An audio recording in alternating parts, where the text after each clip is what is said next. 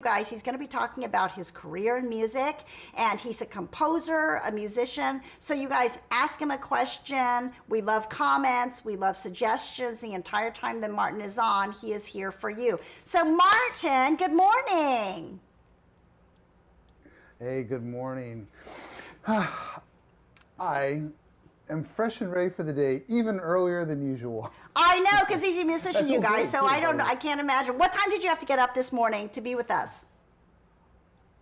I set the alarm for 6, but I just read an article about night people and day people, and so night owls can be more depressed than the larks, as they call them. But the reason isn't because they have the night schedule, it's because they live in a morning world, so that when they have to get up early for stuff, it changes their circadian rhythm around more often.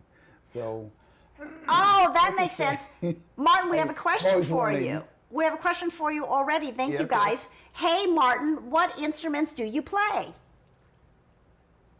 Well, I'm a multi-instrumentalist, but my home base is the guitar.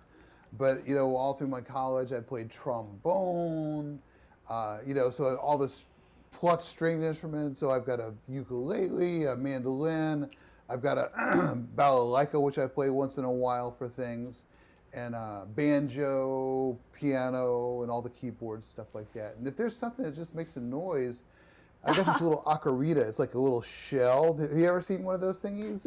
No. Do you have one there? I might have to move something around. And Well, no worries, no worries. Have one. Oh, we have another Yes. comment. It says, "Wow, I do so indeed. cool." Oh, I have seen that. Oh, that's nice. Have you guys seen one of these? And it's a little shell. And so every now and then I'll get it something, and I'll get some little chords going. You play one note at a time, and you add them to chords, and you get this like really just silly sound. Do, do, do, do, do, do, do. How You can make music out of neat. almost anything. Oh, how funny. Now, Johnny says to you, "Hi, Martin." Hey, Johnny. And then, "Wow, so cool." Oh, that's wonderful. Thank you, thank you. Oh, awesome, you guys. Now, that actually brings up a good question, Martin. Why don't you just go all the way back to the beginning for everybody who is watching right now? How did you get into music? You sound like, did you have a natural affinity for it when you were a kid? It's funny. When I was a kid, I wanted to be a race car driver. And my biggest dream was to have a go-kart. I never got the go-kart, and I didn't have any feeling for music at all. I remember my parents took me to a concert, and it was pretty far back because it was a double billing with Beethoven and Brahms. And I don't mean an orchestra playing the music out, because Beethoven was actually there and Brahms was actually there because it was so far back. Oh And, my gosh. And it was, I don't know, I was just a kid. I was like bored. I'm like, yuck. And then I took some lessons when I was 10, and I suffered through a year, but then the bug hit me when I was 14 years old, and I was learned to play the Mission Impossible lick on guitar, and I had a favorite band, and it just you never know when something's going to, like your life is going to change and something's going to grab you, whether it's falling in love with a person or finding your passion in life. I mean, I didn't know that at that moment I'd switch from dreaming to whatever I wanted then to being like on a path, pulled, because you're a performer, so if it calls to you, it just calls to you. And some people, they don't have that same calling, but they experiment with lots of different things and they try stuff. Maybe they don't have that one thing, So it bit me. I think it was 14. So you don't have to start when you're a baby. There's certain things you got to start when you're a little teeny tiny thing. Like if you don't start violin when you're, I don't know, about like 6 weeks before you're born, it's going to be tougher. But you can, there's some, I mean, I started when I was 14, and I knew kids who started when they were, 7 and 8, and they really had a head start on the guitar. But seriously, if you could, taught so many. I teach actually a lot of grown-ups to play, like for their appearances in shows. I'm teaching an actor right now for a Netflix show, and a non-player, and he's coming along great. So I mean, seriously, whoever you are, if you had that thought, you know, like, oh, I didn't play, or I wish I played, or I wish I played more, you can still do it. Oh my gosh. We have another question from the chat. Do you play the clarinet? That's a funny question because in real life I don't, but there's a show called Agents of Shield, and in the season opener of season 7, they go back in time to the 1940s, yeah, or even the 30s. It's before Roosevelt is the president, and there's a old timey jazz band playing, and there I am in a tuxedo, got my hair all slicked back, and I'm playing clarinet in this scene, and Joseph Culp is playing Roosevelt, and the son of Robert Culp. And Joseph is a great actor too, and so I'm playing clarinet. But then, not to be outdone, I don't know if there's any musicians who like went to were in band camp, like they say in the movie, But you know, if you play a clarinet, you generally don't play a trumpet because they're two different families of instruments. So they're like, okay, and on this song you play the trumpet. No, trombone. I was playing trombone. I really do play the trombone. So I was playing trombone and clarinet. It's like oil and water, but sure, why not? Oh no, that's so funny. Johnny, thank you so much. He just sent the Amazon Corgi. You can't see it. It's a GIF, and he's playing the music for you. Cute. So thank you so much for sending that. So now, Martin, are you also you're an actor in addition to being a musician, or do you get roles and you play music in television and film?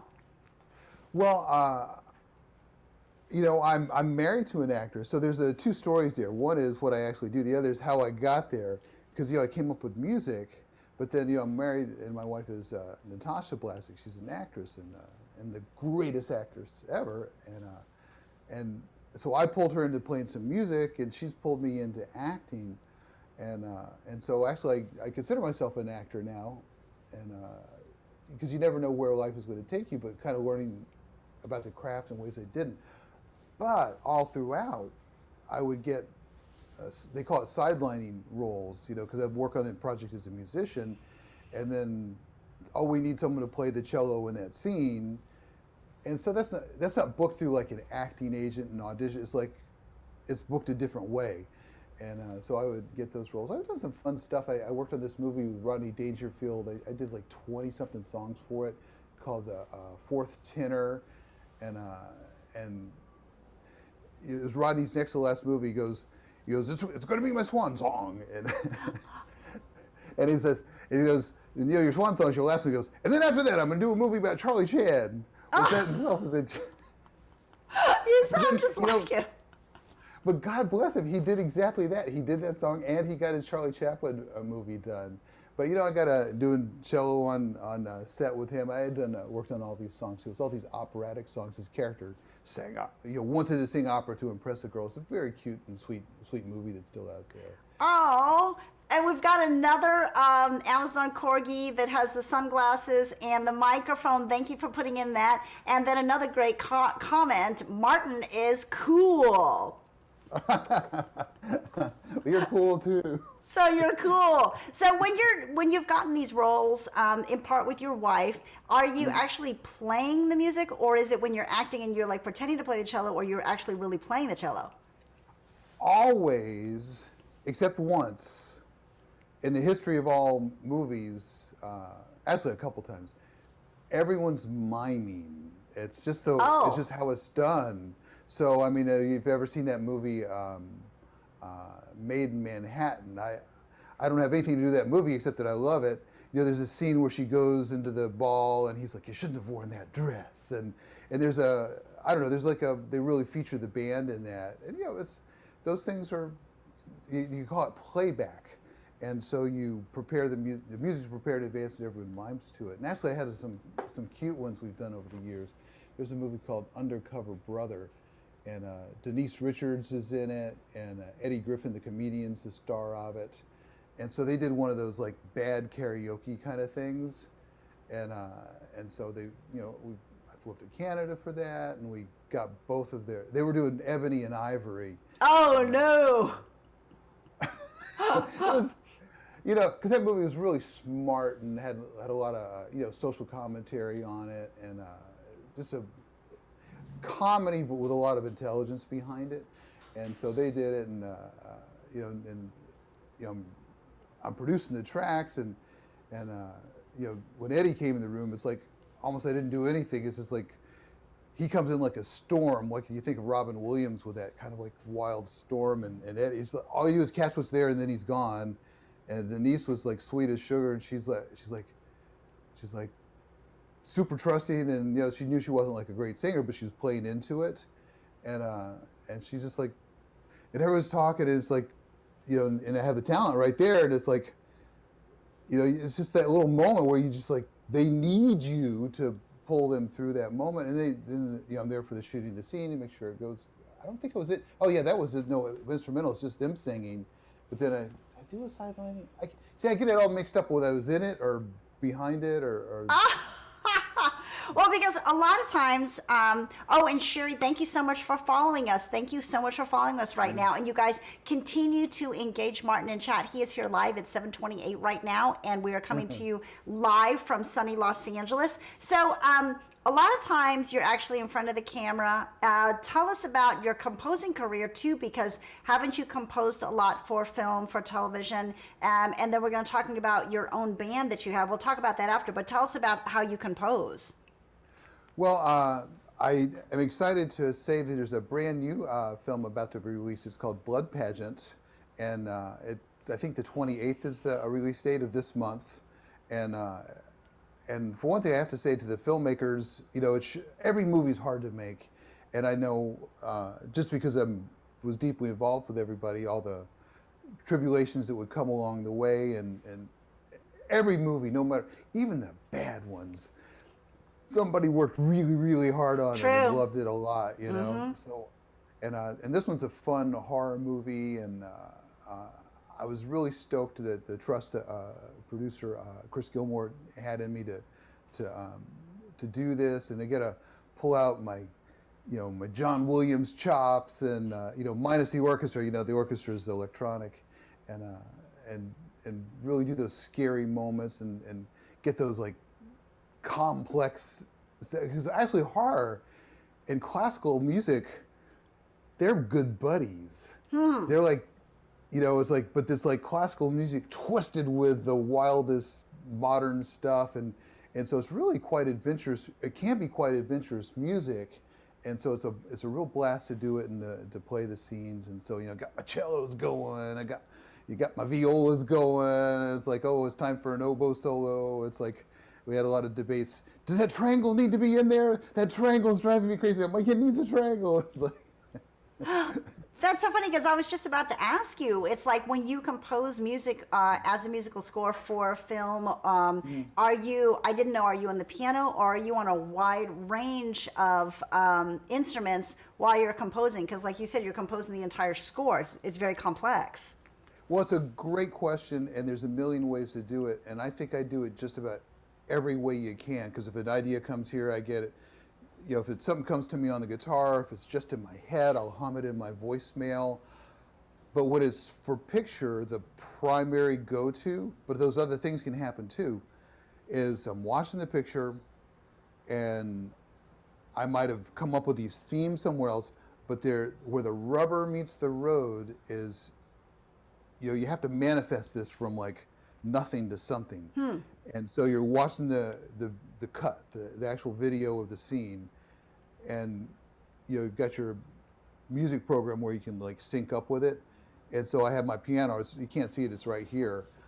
It's not plugged in, but so I'm playing it, and I'll just do it wild until I can feel a rhythm. And then every band has a conductor, boom, boom, boom. And you may not see that conductor, because with pop bands, we don't necessarily see the conductor. You don't see a conductor conducting the Beatles, right? But there's a beat, and it's coming from the drums and the guitars. But all music has a pulse,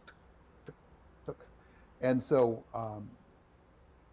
you use this, click inside the program. So it all comes down to where's the click? Tick, tick, there's a click. And so you've got to decide what's the beat. It's like give me a beat, and whether it's like this brooding dark thing or peppy or whatever it is, there's a beat. And so you have to decide what that is, and then you like got to find some chords, and then you got to come up with something, and then it's like, and then all of a sudden it's like, and then Candace looks to the left. That means something now, It's like, I mean, not that it didn't mean anything when you were performing it on the set, but it's just like shoulder turn. It's like, what does that mean? And it's like you play it with sonically, you play it with an instrument. Well, yeah, because you were saying that that every point in that movie can be determined on an emotional level through the music. Like the music is almost an extra character into it's so important and vital to the overall piece, right? I think so. I think so, Candace, because it's like a lead role that it's there for. I mean, a lot of movies, like half of it is music, or more than half of it is music. Some movies have a little less. Rarely they'll have very little. But sometimes it's like wall-to-wall music. I mean, that's a character that's telling you what the story wants you to feel, because the story's you're trying to pull you along. So it's like, if we have a kissing scene and it's like this romantic thing, you feel one way. But if it's like dark, ominous, doo-doo, if you put the Terminator theme on it, doo-doo, you're like, oh, that's not as romantic, is it? We have another comment. Music and rhythm find their way into the secret places of the soul. Thank you so much for that comment. I think that's really true. It is true, isn't it? I mean, I think music and rhythm, they find their way into the secret places of your soul. See, we wrote a song together. You guys, that is awesome. You guys continue to leave him messages in the chat, and he'll probably sing the whole thing. So you could put a question, a comment, anything to Martin, and he'll be able to probably sing it through this. It's funny because I was thinking, I also know that music can kind of tip off the audience, right? Because like you were saying, it's a horror movie. Somebody's coming up behind them, but the person in the scene doesn't know. But the music tips the audience off the way you guys score it to know, hey, something's about to happen, right? Yes, but composer's not a just independent agent who's doing it willy-nilly of their own thing. It's every movie is in service to the the vision of the director.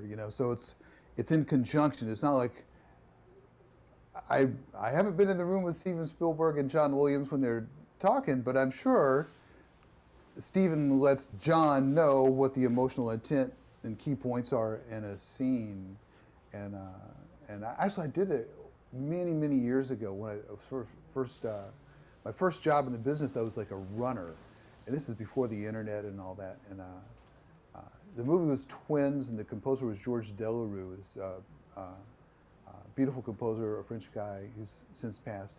And I got to witness this like session with 80 players at a big stage, and Ivan Reitman was the director. And so I'm just like watching this stuff, and George had this like amazing, the twins are trying to find their mother, and they think they've got that place, and they open this gate, and there's this beautiful reveal. But then the director says to George, with 80 people in the room with the sheet music all printed, which is a mega endeavor, because it's like, for instance, like my score for Blood Pageant, I performed it all with electronic, and it can sound really good, but to go that extra step and record a live orchestra, someone has to like divvy out all the parts and get them all printed and organized in this very particular way. Each instrument needs its thing just right.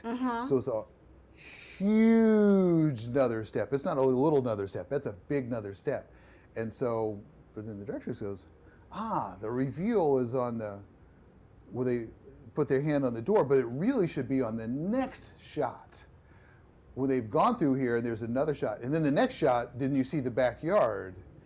And if anybody's seen this movie, they might even remember this moment. It's like there's find this, you know, a bunch of, like an artist's retreat.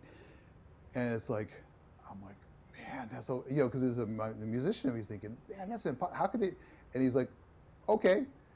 And then, you know, they couldn't do it then and there because there's 80, you know, it's like all these parts. But I know when I saw the movie when it came out, because I witnessed that, I was waiting for that moment. First one, nothing. You know, still the previous groove. And then when it goes, that next shot goes by, here comes that shot with a backyard reveal. Here comes the harp sweeping up. It's like, you know, it's like, because that's in service to the, you know, the composer is the one who manifests it and puts in a billion zillion ideas, but then it's also like a great film works with one vision. You know, it's like we're like an actor is like, what's your under their direction? So it's a films are a interesting artistic creation. Well, I just didn't even realize that, Martin, until you had said that. And for you guys in the chat too, think about it. So what you're saying is that the composer, when you have one person you're doing it, that's one thing. You have an 80 person orchestra working together. If the director decides to change something, the composer has to change the music and push something back or forward to be able to match it, and then everybody has to work cohesively to bring that vision together. It's not like you can just move a couple of dials on a computer. No, in that case, it's a whole nother session, calling all those people, paying them again. Rescoring the music. That's crazy. Oh, yeah. Because, you know, I always say that you can tell the budget of a movie by its score. Don't you think? Because they're bringing a real orchestra. Yeah, because they're bringing in and they're creating organic music, like you were talking about John Williams, who is one of your favorite composers. Can you tell me why you're inspired by him? I think he is very playful. I mean, beautiful melodies. I mean, super memorable melodies. I mean, you know, they're like pop hooks. You know, it's like. It's just the great stuff, you know. It's like from the Indiana Jones theme to the Star Wars theme to Schindler's List. But you know, Schindler's List is so different from the other stuff. But then there's Minority Report, which is a great movie too. And it's just like it's like modern classic. It's like so dissonant, and he's like, you know, he's bringing all these different, you know, all these kind of like clashing sounds together, and he's the real thing.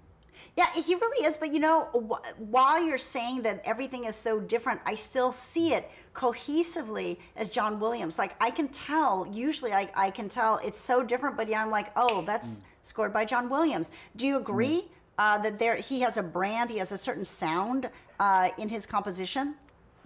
Well, I would say his brand is being really great.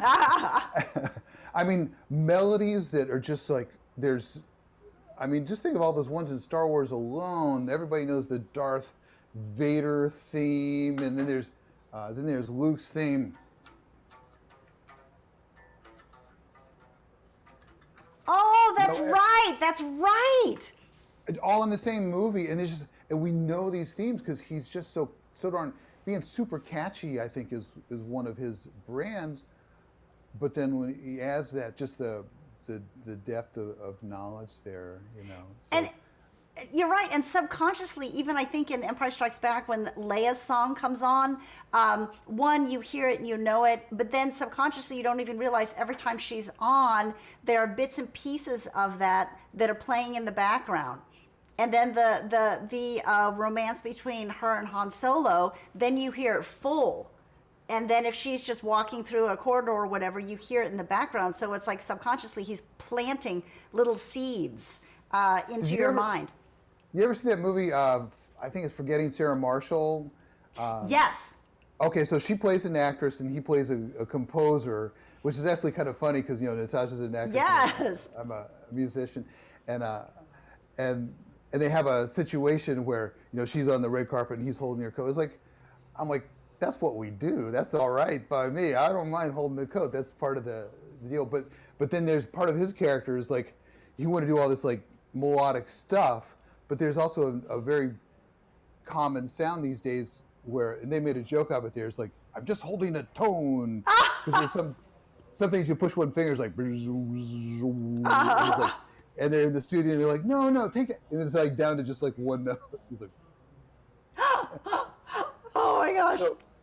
So John is actually super, super melodic, whereas like Hans Zimmer, who's also great, is less of a melody person, but really amazing in those sonic textures that just like Inception, they just wrap you up.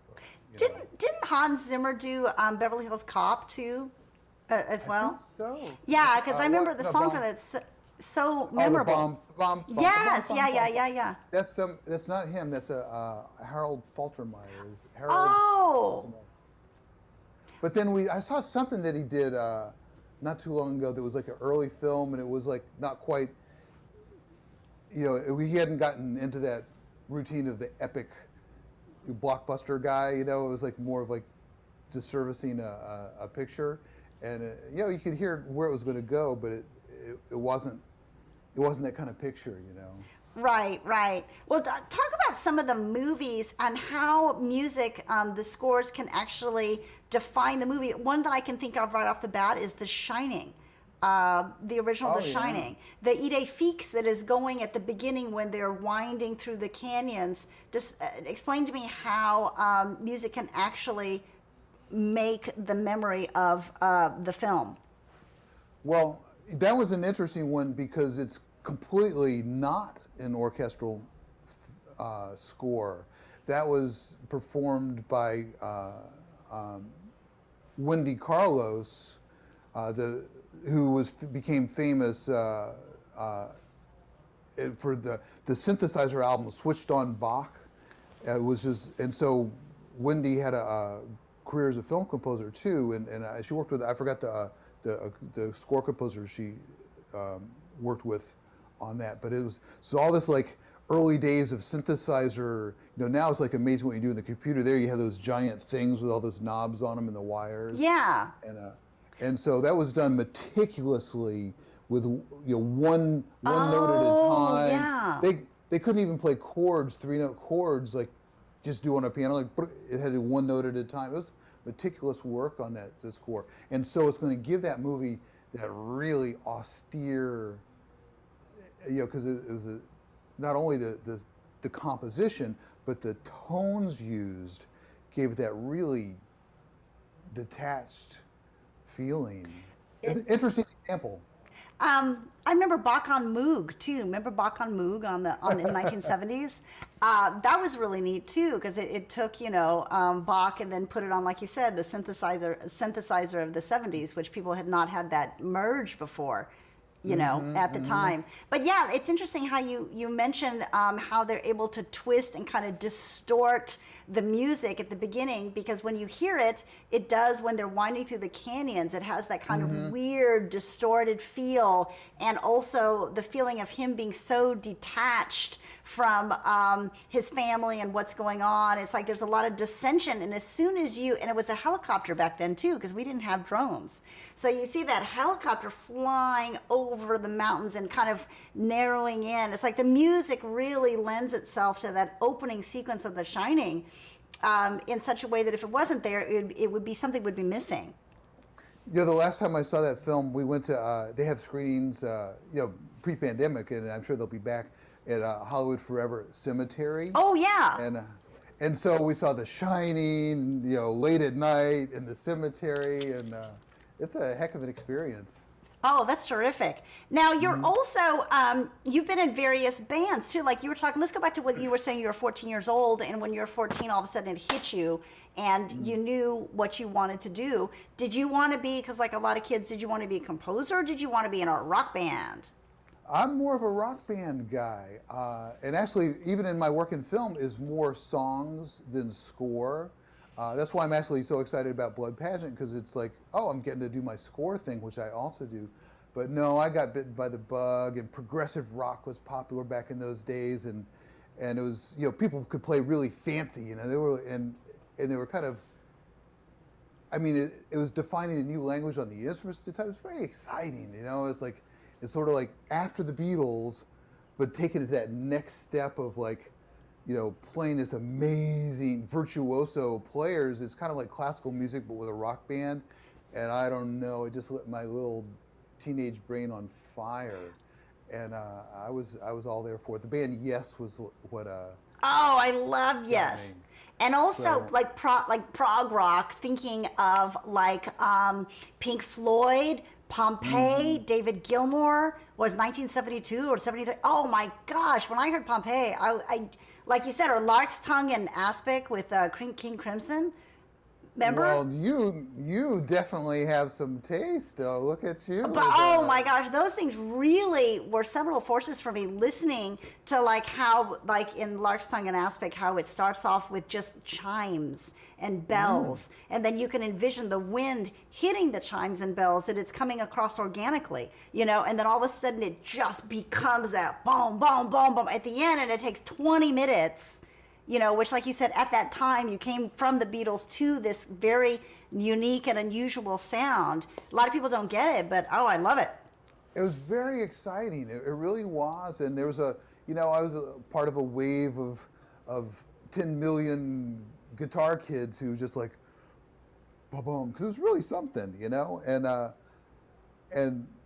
now it's like guitar playing. It's funny, everyone can play, but there's not as many guitar stars. I remember Like Gilmour.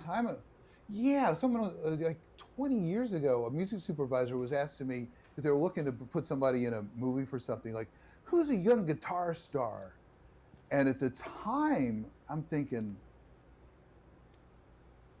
are there any more? I'm like, the only person I could think of at that point who was like a breakout guitarist was Tom Morello, the Rage Against the Machine guy. Yeah. And they had already been out 10 years at the time, and I'm like, wow, there's just not like that guitar star like there had been for a while, these like lead guitar stars. And who's there now that's like, John Mayer really wanted to emphasize guitar playing, but it's just a different kind of popular entertainment now, and people can go and cry, oh, the music's not like there's great music now. I love it. Today's stuff, I love it. I love me some Katy Perry. I do.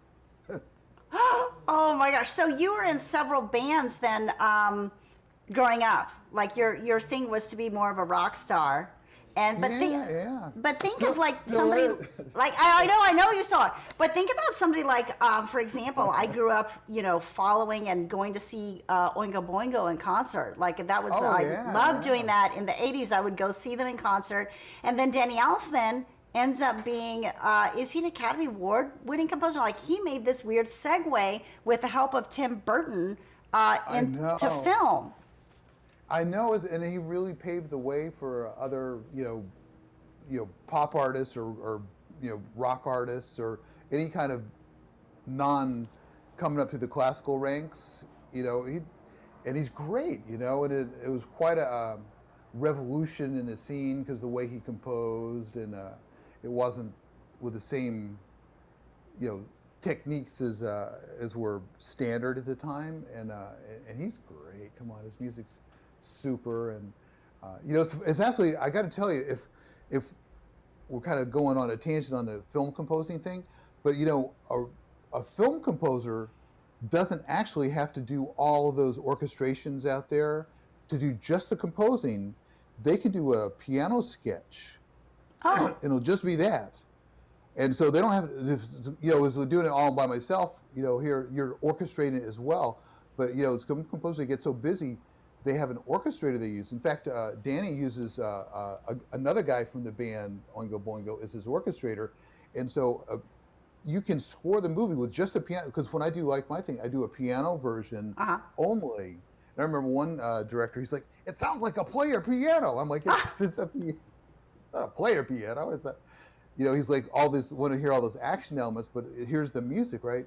But then the orchestrator, now the composer himself or herself can do that, or they might be on such a schedule that they need someone else to come in and do that, and they'll say, oh, those low notes should be the basses and the cellos, and here's where we'll put a bass drum, and because it's another process, the pure composing versus the orchestrating and assigning this note to that instrument, that note to that instrument, or do we want to have the flutes do a trill, or do we want to have the clarinets do the trill?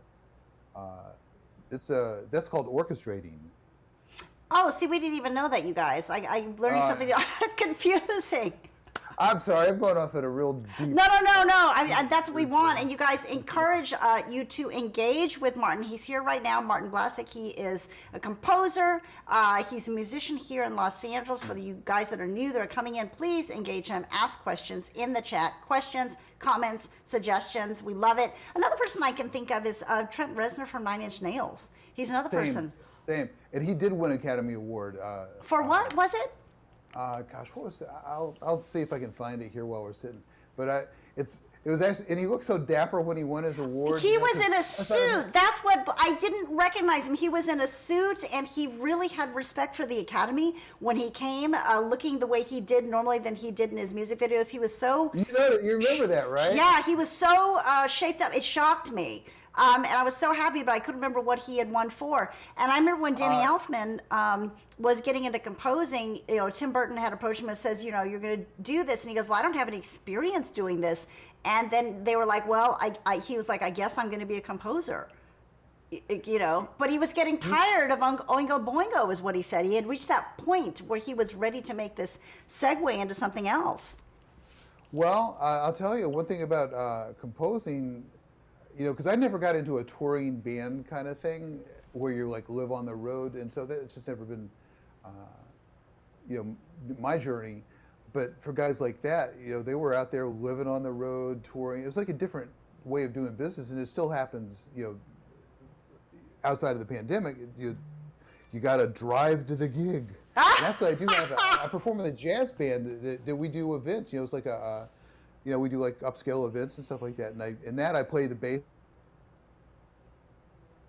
doing all the jazz standards. And but we got to drive to the gig and set up the stuff. And it's in your composing. It's like here I am. I'm in my home. I'm in my chair. I'm at work. So why wasn't the rock style life your life? Because I've read so many books on this kind of thing, and I thought that every rock star, their life was to be on the road and to, meet the groupies and hang out and just experience this type of fast-paced life. It's still going to be, because I just never made it into some famous band or no band I was ever in, hooked into the deal, the thing, whatever. But then I started getting songs and movies, and actually I was like, yeah, I'll be at rehearsal. I just got to do this movie thing. And I'm like, I didn't realize it was a career. I was like, because I'm like, it was just that thing I did on the side, and I'm like, I'm rehearsing with my band, and I had this fun band in the '90s called Velvet, and we had an album that was like one of the very first enhanced CDs, and we got a distribution deal. We started a label, and enhancement, it had like digital portion on there besides the music, and we had to put like a video game on there, and oh wow! So we toured around with that a little bit, but none of my bands ever made it big time. But guess what? I'm ready. I'm ready. I know. I'm not stopping. I know. Well, now I don't understand much about bands as far as their life is concerned. Do you do a band and then for some reason it doesn't work, so then you reformulate with the same people, or somebody will pull you and go, hey, Martin, you want to join this band? Like it's a tight network of musicians? It's like an untight network. I think making it in a band is sort of like equivalent to like life forming on another planet. It's like you talk about like how accidental life might form, like this molecule connected with that molecule, and then it did this thing, and then there was just the right amount of sunlight. It's no. Because I mean, a band is a business, right? I mean, technically. Uh-huh. So how do most businesses get formed? I mean, a lot of these businesses were formed because people like the same drugs and the same art. It's like, is that how you start a business? No, I know, and you really bring up a good point, because I know a band where they actually, like, it's hard to get along all the time because you guys are so tight and so close together, almost like a family, that they had to go as a band to therapy once a week to be able to get along. And we all laughed about it, but it was a vital point. So how do you handle, because you're so creative? I have two questions about creativity. One, when you're composing and you're under the gun, how do you compose creatively when you're almost like on a timeline because it's a business? And then two, how do you how do you handle the business aspect of music business? Well, I think I handled the business aspect badly because Martin, oh my God. and then as far as, like, being with a band people, it's like a band is a sweat equity, most cases, a sweat equity startup. So it's like you want to start your restaurant, and it's like your dream to have it. It's along the same kind of lines. It's like you have a vision, you want to do it, and it's, what can I do? You've got a hammer and I've got some wood. We'll build this thing.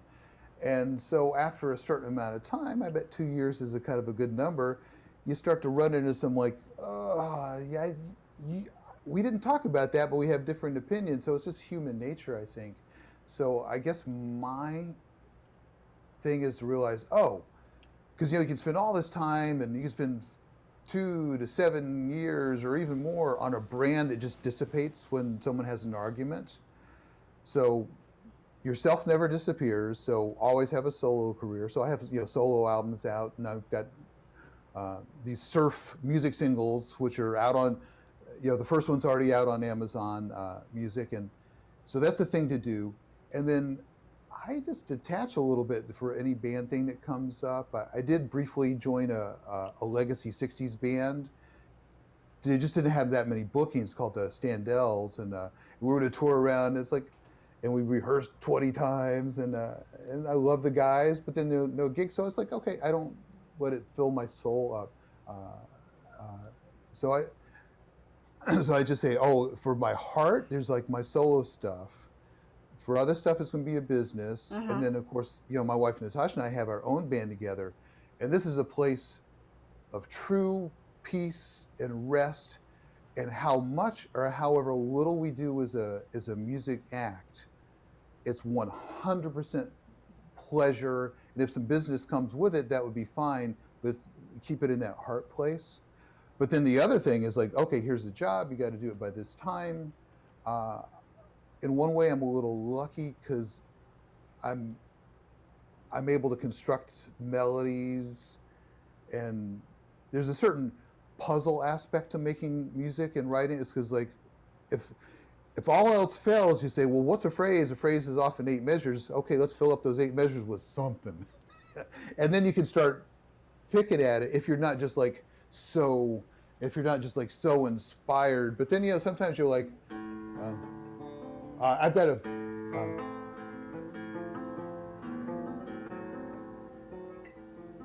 it's like, okay, we're already like, so where would that go? I love that. What, where can you just go? And then you're like, it sounds so Zeppelin. It does. This guy came a little Zeppelin. I have a little Zeppelin story I have a touch with greatness story with Zeppelin that I cannot prove. Oh, well, you got to tell us then. You got to tell us. It's not this guitar. There's another guitar over there. It's my Taylor, and so a friend of mine was going to testify in the Stairway to Heaven trial, and because it sounded like the other, yeah. Yeah. So it was like, big news, and so he flew into Los Angeles. His name is Rob Mathis, and he's a wonderful artist and a producer. He produces Sting. When Heart, I mean, he did those Pavarotti performs things. White House perform. So he's a heck of a orchestrator, conductor, performer. I mean, his solo career hasn't taken off so much, but but he's just a musical genius and a force. And so anyway, he's in town. He's like, I got to do this thing, and I don't have a guitar with me. He's like, can I rent a guitar from you? I'm like, dude, you can borrow my guitar. He's like, no, I won't rent it. And he's a super sweet guy, and so I went to where he was staying. I dropped off the guitar. And Yeah. I didn't have much time. But that's the guitar he played in the Led Zeppelin trial. What? Demonstrating the stuff. But in a trial, there's no photographs. It's only an Oh, artist. so the artist rendering. And I said, maybe get Paige to sign my guitar. Because, they're all in the courtroom. Yeah, they're He right knows there. those guys. And, he knows those guys. And he's like, you don't want him to sign your guitar. What? Why not? Because his perspective is like, why would I want my guitar spoiled? And, That's crazy. So, but I can't prove that story is true. It's just. But it's an awesome Zeppelin story. Now you were just talking about Natasha and your band. So you taught your wife how to play bass, right? Despite her extreme resistance. What? She didn't want to initially? I don't think it was her vision, and I, it's like maybe it's just like because we're married. It's like she would resist learning some of the. I don't know. Do you have musical training yourself? Like know the notes and all that? I know some for like the flute, but I don't know anything on a string. That counts. Okay. Believe me. But it's like, but she refused to call the frets by the the 1, 2, 3, 4. She was like going by the dots, and she called them snowflakes, and and so she was absolutely adorable with it. So it's like we invented this new musical language, and even like to write out her songs, it's notated in this notation that she and I sort of had to invent just for her. Snowflakes, and that is the name of your band, right? It is the name of our band, and it's something I love, and however active we are or not, it's just like when we get to do stuff, it just makes me so darn happy, Oh, that's awesome, and her too. Mm-hmm. To me, it's 1,000% successful, no matter what. We got a couple singles up on Amazon so far, and we've got a whole series that we're gonna release. And actually, we're gonna put out a bunch more because we're making our own independent movie right now on the side. So we just love making stuff together. We do. So she's kind of like, if I would say she's your collaborator, because she helps you with music and acting. You help her. And like you said, like I say, you're one of the nicest people in the business. And I always see you at events and you're saying, hey, my wife is an actress. I'm happy to be the one holding the bag, but I'm happy to do it. That's how I see you. And, we had her, for you guys that are watching, we had her on the show, and she was talking about you. And she started almost to, like you saw, to cry because of her gratitude towards you, that you're that type of a person. So kind of maybe explain to everybody how, artistically, because you are both artists, you're both right-brained, how you support each other in your endeavors. She's an emotional being. She's a very smart person, one of the smartest people I know. But she's also very in touch as exists, I believe, as an emotional being, and I think it's what makes her acting come alive because there's always something right underneath. I think I'm a natural at we'll take our turns. It's like cause maybe it's the jazz training because there's like a routine to a jazz song. You play the melody, then everyone takes a turn playing their solo, so people don't have to be like, I don't know if I'm going to get to show my stuff on this song. It's like you're going to get to show your stuff on this song. It's like you take turns playing the solo, and then you all play the melody together, and then you trades little solos towards the end. It's like little me, little you, kind of back and forth in a fun way. That's why it's funny. I'm thinking about it right, for the first time. It's kind of like a life lesson in sharing, and then you come back together to wrap it up. And I remember I was at a concert with somebody, when I was in college, and they were like, why are people clapping in the middle of the song? Because they didn't, they weren't aware of the form. It's like this person taking a solo, and then the next person would take a solo, and you clap for is the routine. And so maybe that's got into me somehow. It's like we all take our turns. That's why I don't mind holding the coat for the red carpet, because there's going to be my turn on the red carpet, and there's, like a rising tide raises all boats, I think. Oh, wow. Like, Yeah. Yeah. I mean, there comes a time where it's like, it's time to do our thing, and it's like, I got to do my thing. But if that's the only thing we're focused on, we kind of miss some.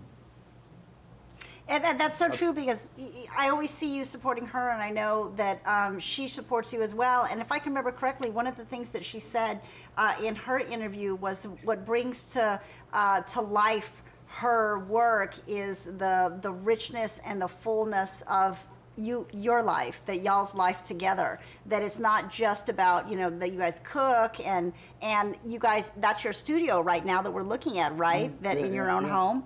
So you guys are creating music together, and so you do a lot of stuff together that enriches your life on the whole. And the dining room is a shooting stage. It's that's what we do. No, I guess some people get tired of somebody. It's like, I mean, there's people I get tired of, and I couldn't be married to them. And I just think we're lucky because we just haven't gotten tired of each other. Well, and how long you guys have been together for? How long now? Wait, is she an actor, and do actors like to talk about numbers like that? No. But you guys, because I know the story, but for those of you who are in the chat, that you guys have been together for quite a long time. Quite a long time, yeah. Yes, and that there's so much synergy between the two of you guys. Like, you cannot imagine, one without the other. Because I always see you two together, and she just seems so happy. She said that in her interview, I remember she said that no matter what, if we're in the house together forever, just sitting around the house, just being together, sharing the space, I'm happy. Essentially, she said that.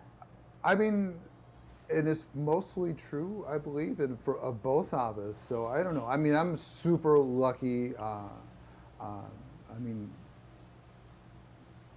some people say, "Oh, you're a lucky guy," because Tasha's a beautiful girl. But I think I'm a lucky guy because she's so smart and caring and has so many other great qualities. Of course, I mean, it's wonderful that she's lovely to behold, but she has so many other amazing qualities. To me, that outshines everything. I think so. A good way to say it is that she's a beautiful person. She's a beautiful person on the whole. I couldn't say it better myself. She is a beautiful person. Beautiful person inside and out. You guys, if you have any questions about Natasha, don't forget to check out her interview on swayreplay.com, because she's there as well.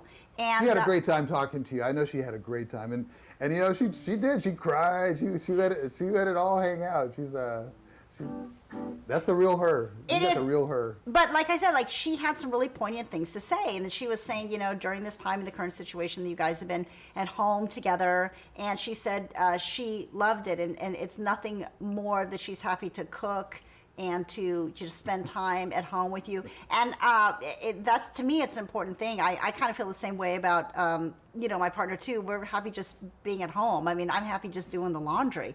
It's like, it doesn't have to be anything fancy. I'm so glad to hear that, because honestly, when I see you guys together, I mean, this is the only time I've expressed this to you, but I just liked you guys. I just got such an easy feeling from you both. And so, I'm having fun just hanging out with you right now. Oh, so. I know. It's awesome. Are you going to play something? Is that why it's there? Do you want to play something? I could. It's sort of like, it's a part of the way I talk. So. Got it. It's like my teddy bear. I got a little. Oh, well, what we could do too is I have some of your great influences. Plus that, because Martin was so nice and he sent me some information ahead of time, you guys. So chime in and let me know if you find these influences as vital as he does. And then also, we have some projects that you've been in. So what I'm going to do is show them to everybody, and then you just tell me about them. It's a cool thing. So you guys, let's see. One of the things that I wanted, let's just start with one of your influences because I find this so interesting. You guys, Martin was really influenced by Jeff Beck. So what I'm showing you is randomly Truth. This is a remastered audio CD that you can find right here on Amazon. You can get it streaming. You can also get an MP3 and a CD, and also, which I love, but boy is it expensive, is vinyl, which I love. Hey, what do you think? Well, we leave this up. What do you think about the resurgence of vinyl? I think it's fantastic. I know. I mean, is it necessary? No, but is art necessary? No, not really in one way, but it's fantastic. Why not? I love it. What I love about it too is, do you remember like when you buy an album and you go to wherever, somewhere else, and you come home, you get the album, you put it on, you sit Indian style on the floor on your shag carpet, and you stare at the album cover while the music is playing. Then you read the sleeve with the words. Then you look inside and you look at the whole thing, whereas now we don't have that tangible, it meant something. No. I do like that on the phone, like the lyrics will come up. That'll keep me engaged in a certain way that I find enjoyable. But, there's nothing like the album with all that. It's just like this artwork. I mean, honestly, one of the things that got me hooked with that band, yes, it was a triple album, and so the thing had all these folds out and a whole book, and it just enveloped me 100%. So I mean, it's funny. It wasn't that long ago I had gotten a turntable, and I started playing some vinyl, and the thing that struck me is how often you have to change it.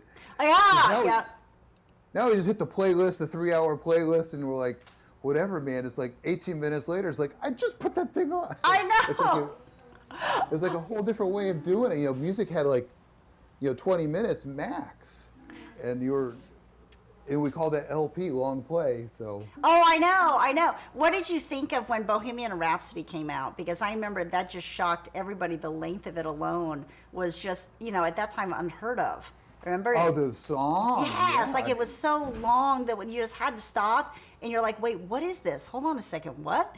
You have to listen to it and you have to listen to it again, But it fits in that prog rock category where it's like the music was really adventurous and it wasn't just a concise verse to a chorus. It was and then back again. Yeah, so formulaic. Yeah, I mean, by the way, I love that formula. I mean, I don't complain about formulaic anything, films, because houses have a formula, have a blueprint. You need a blueprint, but you can put more flights of fancy in it if you want. It's like, but then some people, it's only the ornate. It's and that's why we have the expression, the name gaudy, because that architect who made that famous building that they're still working on with all these little decorations, and I know that's a beautiful building, but it's come to mean kind of too much, or so it's like there's a balance between pure form and pure decoration. Something. We're talking art right now. I know, we somehow said. It's so funny because you talk about gaudy, and then I think of also. There's the architect in Italy, the Antonio Gaudi, who. That's what I'm trying to say. Yeah, like the what he did. I mean, to me, that's like dreamscape straight out of your head when you look at these buildings. It's amazing. It's like out of a dream. You had just mentioned earlier that sometimes you sing into your notes recording. Do you find, as a composer, a lot of people that I talk to that are musicians, they find things in dreams, wake up, and they have to have it right by their bed so they can sing before they forget what it is? I have had it happen a couple of times, and I'll hear stuff, but I can't get it fast enough somehow. I just can't seem to get it. There's one song that I can't remember what it is right now, that I did get that one out because I just heard the whole thing and I remembered it. But sometimes I'm in the dream and I'm so wrapped up in it, and I listen to it later, I'm like, oh. because in your dream you got your entire dream world around you, and it's not just the cold naked song. Right, right. And then you hear it later, it's like, well, it's okay. But then in your dream, it's got all the production. It's like a fully produced movie as opposed to just the script or the soundtrack. Yeah. That's so funny. Actually, let's go back to really quick. So I wanted to show everybody, this is Truth by Jeff Beck. And we got sidetracked on a vinyl. But why is he such an influence in your musical career? Because he's just great. Let's just say that. Jeff Beck is a great. But it's he's like transcends that. He's not only was he great coming up, he kept growing, and then he did after Truth he did his more solo records, these Blow by Blow, and they were just like these odysseys, instrumental albums that became hits. So no vocals on these albums, and so it was a real powerful message to me and a lot of people like me who love instrumental music, and the composition is great, the performance is great. He's got a cool swagger, English rock star swagger about him, but he didn't stop there. Even though those were his glory days of like hit making, he continued to artistically develop, and to this day, he keeps getting new guitar techniques. He's actually he's got a new song he just released a couple months ago.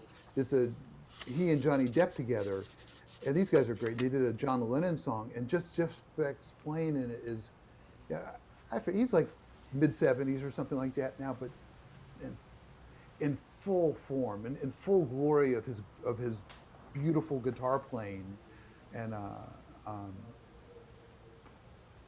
always learning. And he does these subtle little things. I want to tell you one thing that guitar players, electric guitar players, all do the same thing. They keep their guitar with all the knobs turned up all the way, and then if they start making noise, they'll turn the knobs down. Jeff only turns his volume knob up a little. Because think about because you said you played flute. Mm-hmm. You remember a crescendo? Yeah. It's like, yeah. Okay, play crescendo, louder. decrescendo. Yeah. Yeah. So can a guitar do that? Electric guitar? Because you play the string, kind of fades out, right? Well, by having the volume knob on your electric guitar lower, he could just make it go up. Crescendo. And it's like everybody can do that, but he does it with such such grace and such musicality. It's like it's on another level. It really is. He's a true melodic human being, and keeps getting better to this day. So, and I got to see him play once. This is back in those. This is the same movie Twins, the same one I was talking about with George Delaware, the composer. I went to it because I was the messenger. I was like, take stuff here to there. Uh-huh. It's a session. There's a scene in there where they're dancing in a country bar, and Jeff Beck is.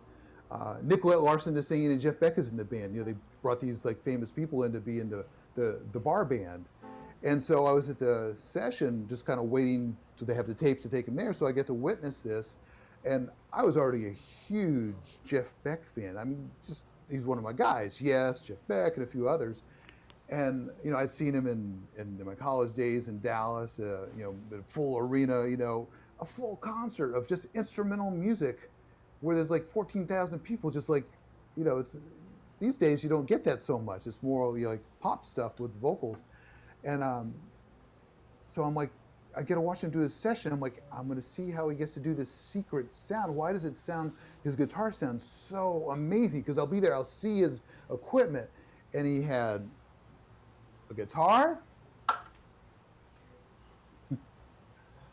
because there's all these pedals and electronics.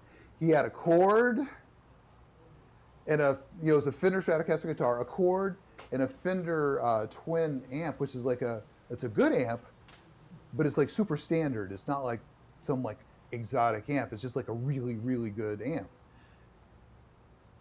and it was just what was in his hands. Wow.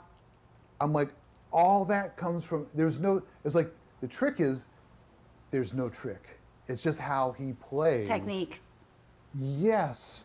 And at a certain point, it comes down to the technique. But then there's the magic. There's like all the technique in the world, but then somewhere It's the magic. there's magic, It's like, and that's the part that we can't control, because if we could, there'd be no movies that bomb, or they'd be nothing but hits, because we'd only make the good ones. That's true. That's true. Did you go to NTSU or UNT? UNT? I did, yeah. It's because you said Dallas. I mentioned. I thought about that. That's a great school for music. Nora Jones went there. Sure did. Yeah, Did you ever know of a band in Denton, Brave Combo? I saw Brave Combo many times in Denton. I think they formed while I was in Denton. Oh, you're kidding. Yeah, because I'm on the cover of No, No, No, Cha, Cha, Cha. How you have some interesting tastes. Because I know Carl Finch really well.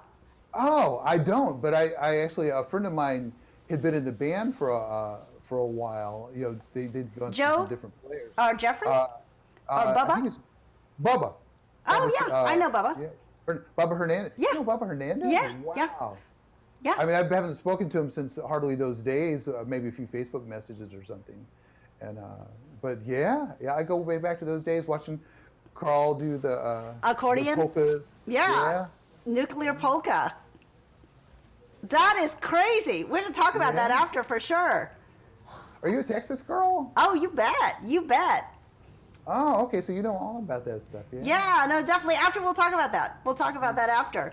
So Aaron goes, wow, look at those guitars. Aaron, if you're just joining us right now, we've got Martin Blasek, and he is a composer and a musician. So he is live right now for you guys. So if you have any questions you want to ask about the music business, entertainment, he's talking about some of his favorite influences right now. One of my influences as well. So excited. This is Dick Dale, you guys. Dick Dale, and I'm showing you right now Surfer's Choice.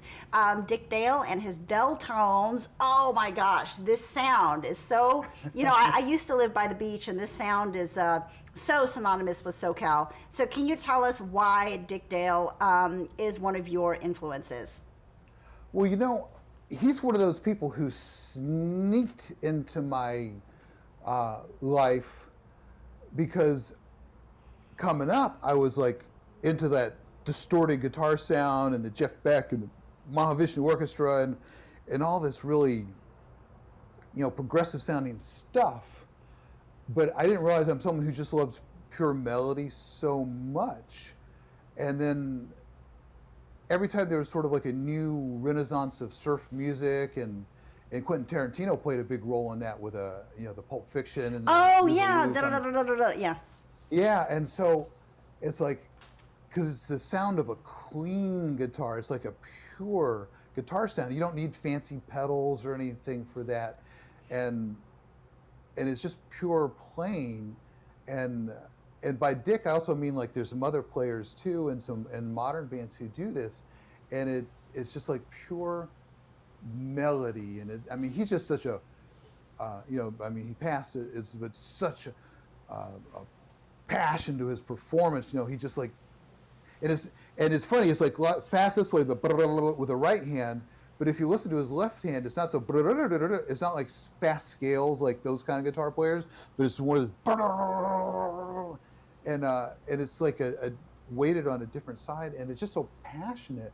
And so actually, what's rediscovered in myself is like, I've been doing these instrumentals so much. I have multiple sides to myself. There's my pop singer side. There's my guitar player side, and I came up as a guitar player, but the least amount of public output I've done is instrumentals, even though I do it for films and stuff. So I've just released my first single for my own surf stuff, and it's like one of those things where I'll recognize, like, I didn't realize that was such a huge part of me, because it's like a type of guitar playing that's all instrumental, but it's not, because some of the other guitar instrumental stuff became ridiculous because it's got to be like, I rock you harder than the last. Yeah. it almost becomes silly, and it's just the surfing. It's not about surfing per se. It's about the pure melody of the instrument. And so I've got a single called "Squid from Madrid," which is up on Amazon already, and I've got a bunch more which are ready to go. I'm just dribble them out. I'm like trying to use today's marketing technique: single, single, single, instead of album, album, like album, wait, wait, wait, wait, album, wait, wait, wait, wait. And so Dick is not only for his music, but he represents so much other music, because there's Dwayne Eddy, there's Joe Mathis, there's all these like really great instrumental guitar players that came up early. And then there's a whole new renaissance of other surf instrumental music. And it's not a popular genre these days, but in its little niche, it's super active. You know, a little tiny niche, but super active. It is super active. You know, I lived in San Clemente, and I remember when I was there, you know, Dick Dale is just like a legend, you know, and you know, Endless Summer, these movies that, you know, just still go on after 30 years, and Endless Summer 2 and all that. So it's kind of ingrained in that culture. Aaron said he was here at the start, and he's back again, and he wants to know, what's the Golden Record about? What is that about? Do you know? Yes, I do. There's a movie called Princess Diaries 2, where Anne Hathaway she becomes a princess. She's a princess and she doesn't know it. And so I had worked on Princess Diaries 1. I got some couple cues in there, and I did a song with Anne Hathaway, which sadly didn't make it into the movie because it was like a last-minute thing, and I don't think she was happy with her vocal on it. I've Got the World on a String, and we had a really cool arrangement on that. I'm the only person in the world that has it. You know, it's like I hired a real strings to come in and did this kind of like live drummer, but doing a hip hoppy beat. It was like, I've got a world on a string. And so it's this really unusual take on it. It didn't go in, probably because it sucked. Who knows? Oh no! Yeah, that's so funny that you guys know, because Aaron said he watched the movie. It is such a good movie, and it's he said it's by Disney, right? It is. It is. So okay. So this is for the second movie. I produced a song called "Miracles Happen." It was in the first movie, and it was their hit song on the first movie, and it reprised in the second movie, not in English, but the director Gary Marshall had run into Johnny Blue, who's an American guy who also became fluent in Chinese and became a Chinese pop star. And so he's like a red-haired Caucasian guy from Beverly Hills. How crazy! Who's 100, I mean, he can read and write, he can think in Chinese, and so he has like a dual career. He does stuff there. And so Gary, you know, he was a real creative, amazingly creative person, and playful. And so he put Johnny in the movie. He goes, here's and now, you know, for international audiences, like this soiree, it's a fun scene. Johnny Blue, and he does Miracles Happen. And so I had gotten the call. It's like, oh, can you produce this thing? And it's a very simple version of the song. And you never, I mean, tell you, whoever you are, wherever you are, you don't know what's coming next, because it's like, it was just a simple phone call. Can you put this track together? And not only that, I'm in the scene. You know, it's one of those things where I'm in the back. I'm like, you know, I'm back there, and it's fun, you know. And then it's like gold record. And then actually, I have to tell you something that talking about being married is because some time went by, and it's like it went gold, and I didn't get a gold record. It didn't just come to me or anything like that. And Natasha was like, "But you earned it, right?" I'm like, "Yeah." And so she insisted that I pursue, you know, acquiring it. And I'm like, "Yeah, I earned it. I don't need to have the thing, you know, if I wasn't on the list." And you know, but through her insistence, I actually saw that when it arrived, it really impacted people's perception, and people were really happy for me, and it was positive in ways I didn't expect. It wasn't just like a glory on the wall. It actually had additional meanings beyond that. So I have to thank Natasha for saying, don't let that slide, just do the technicals that it takes to, contact the company, put your stuff, show that you're the person, and which is what happened, and they sent it. Oh, So that's awesome. So that's it behind you. yeah. How neat. So Aaron says, wow, that is so cool. There's so much history behind a song in the movie. How neat. How neat. That's a great story. That's a great story. You guys, I also want to show right now, too, because Martin had just mentioned it, Squid from Madrid. So you guys are looking at Squid from Madrid. I love the artwork. It's so cute because there's a squid with the guitar underwater. So you guys can get this on Amazon Music. So so this is your version, kind of like an homage to Dick Dale and the surfer type music. It is. It's my original song, and so it's in that world, and it is my homage to them. But using those sounds, I also want to say a shout out to it's a current band called Messerschmitt. It's a Russian band, and it's a modern surf trio, and the more, along with Dick, Messerschmitt is my big surf influence. And I took it as not just an homage to Dick, but like the surf band is the orchestra, and it's like the ensemble is like the palette is the surf instruments, but then you can put any music you want in there, and I just think it's a fantastic genre, and so wherever it goes in terms of like high sales or low sales, those are not important as far as like whether it's artistically successful. But I just so happen to think it's been a million years since there was an instrumental hit, because there's an instrumental hit like every 10 years or so. In the 70s it was like George Benson, and then there was like Chuck Mangione way back. Yeah.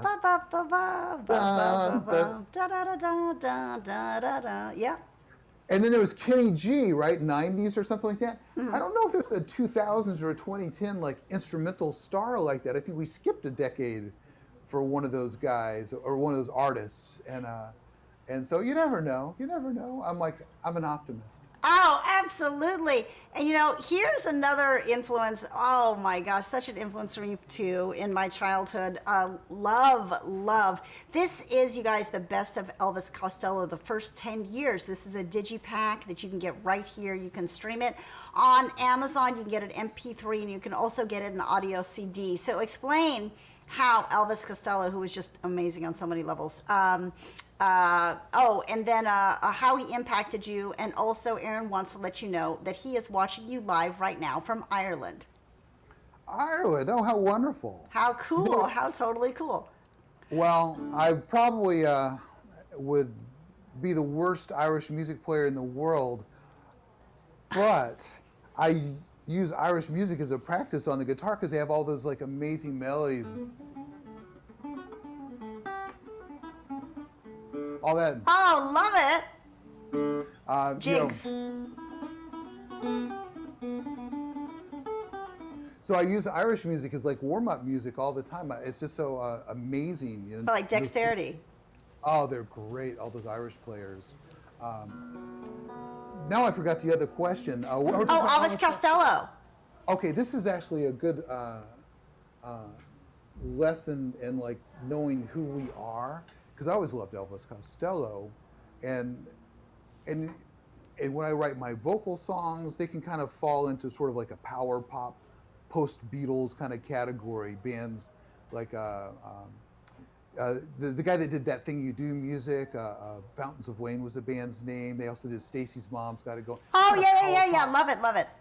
Cheap Trick, power pop, kind of Todd Rundgren, sort of like thinking man's rock pop sort of kind of stuff. So I can be in that kind of nerdy category. Uh-huh. And I'm like, oh, who do I sound like? And it's like, I don't sound like anybody. And then someone who I respect goes, Elvis Costello. And I'm like, wow.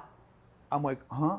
I'm like, oh, I just never looked at myself through that lens. and I realized it was a very good, box in which I reside, because it's like he's a smart guy. He can reach people, which is a wonderful gift. But then he also is constantly exploring and doing things. So I realized, because it was presented to me from the outside, there's an Elvis Costello connection. So sometimes we don't know our own selves. Yeah, until somebody else tells you. Kind of like a Joe Jackson, too. That's an interesting one. Yeah. So Jackson's great. And also, the thing about Joe is his music jumps from here to there. Yes. Yeah. I'm gonna put that on my list because because of the film stuff. I do jump categories. It's like because I like electronic music. I do. I could be an electronics artist. I could be a reggaeton artist if I chose to. Because I can push the buttons and make that stuff happen. And I don't want to be in one box.